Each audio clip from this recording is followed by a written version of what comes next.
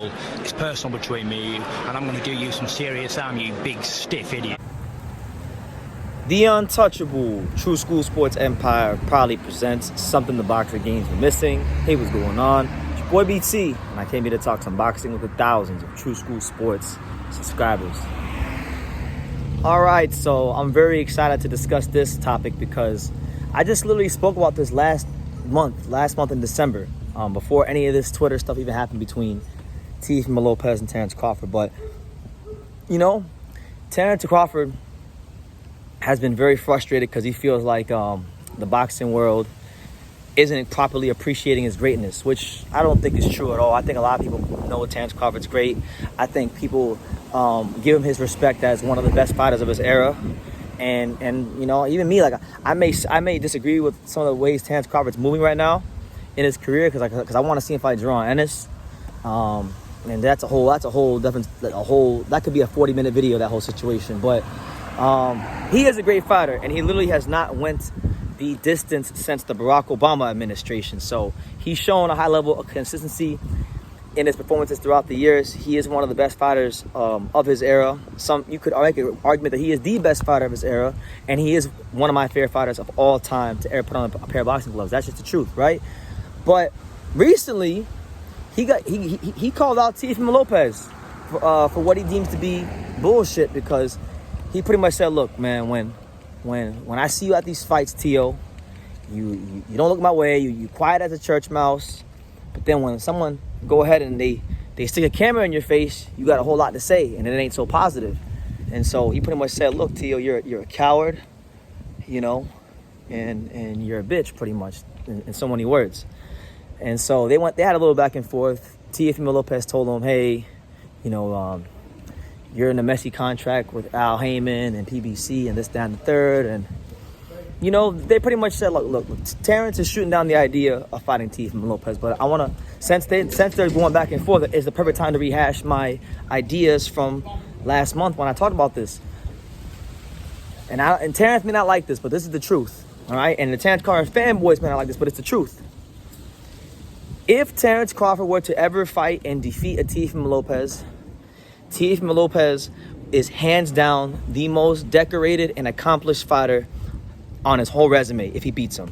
All respect to Errol Spence. Errol Spence is an Olympian. Errol Spence is a unified champion. Errol Spence is a fantastic fighter, you know? But Errol Spence Jr. was never the man that beat the man. He was never the lineal champion. Teofimo Lopez is the lineal champion 2 times over. Teofimo Lopez has defeated better fighters than Errol Spence did. That's just the truth. That's not hating. That's just, if you know, you're not going to convince me and anybody with a sane, rational mind that the Kell Brook that Earl won the title from, and anyone else, the Ugas and whoever else, with Sean Porter, you know, none of those guys are better than Lomachenko or Josh Taylor, who, you know, was the man at 140. And had a great run as champion.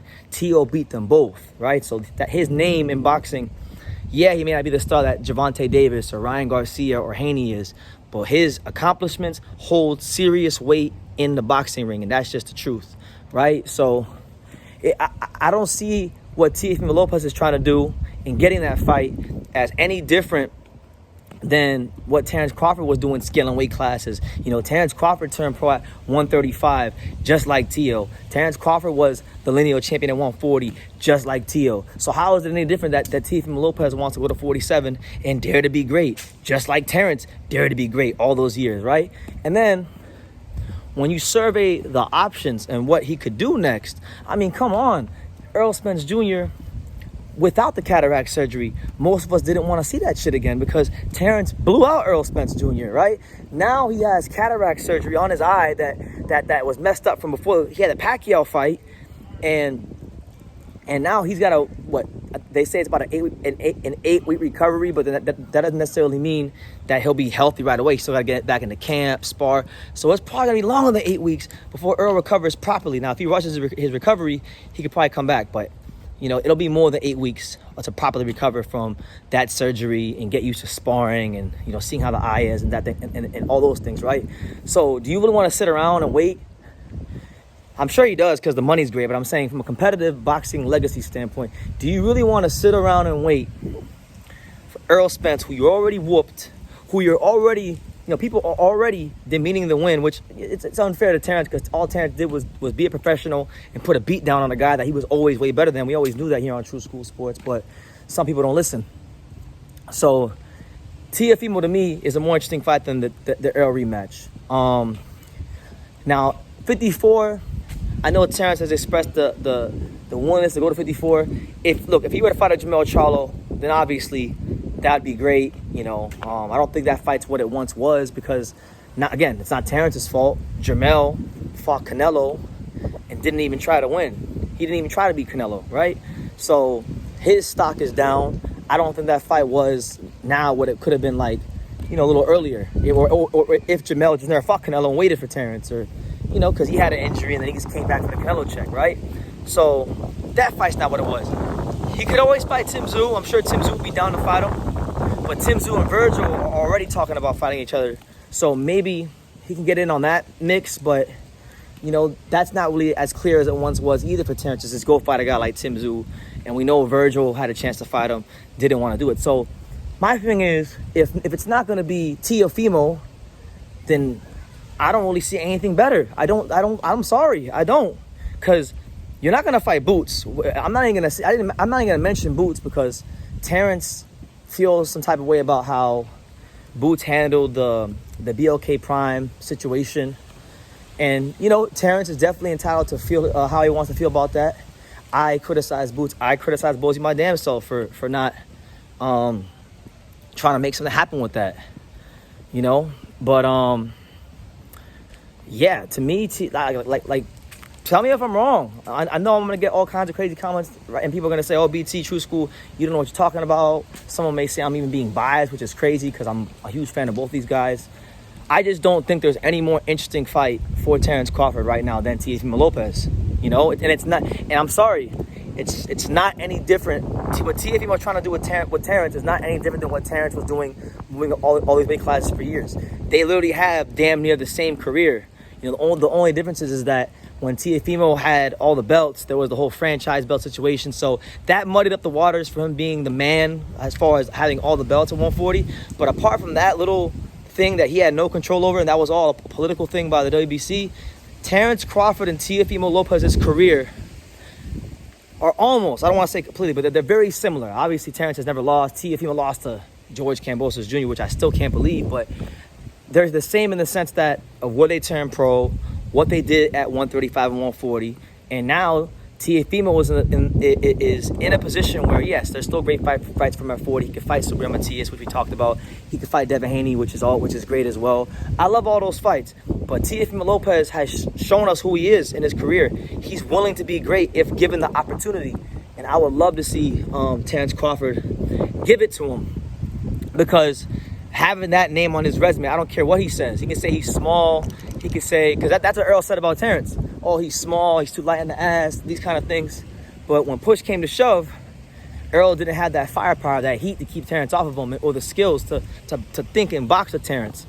Teofimo Lopez, I'm not saying he could beat Terence. I would probably favor Terence in that fight.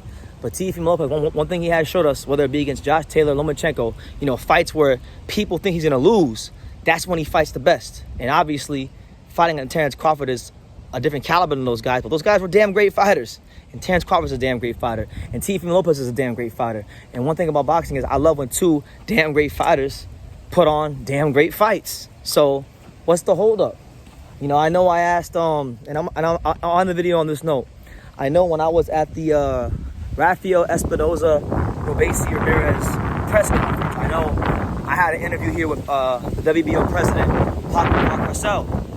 And I had asked him about the prospects of Teofimo Lopez petitioning to fight Terence Crawford at 147. And despite, and this by his own admission, despite him not talking to Teofimo Lopez, despite him not even discussing the possibility with Teofimo Lopez, he shot it down and said it's bullshit, which is not true. It's not bullshit because by the own rules, he can do that. And I just think WBO has an agenda.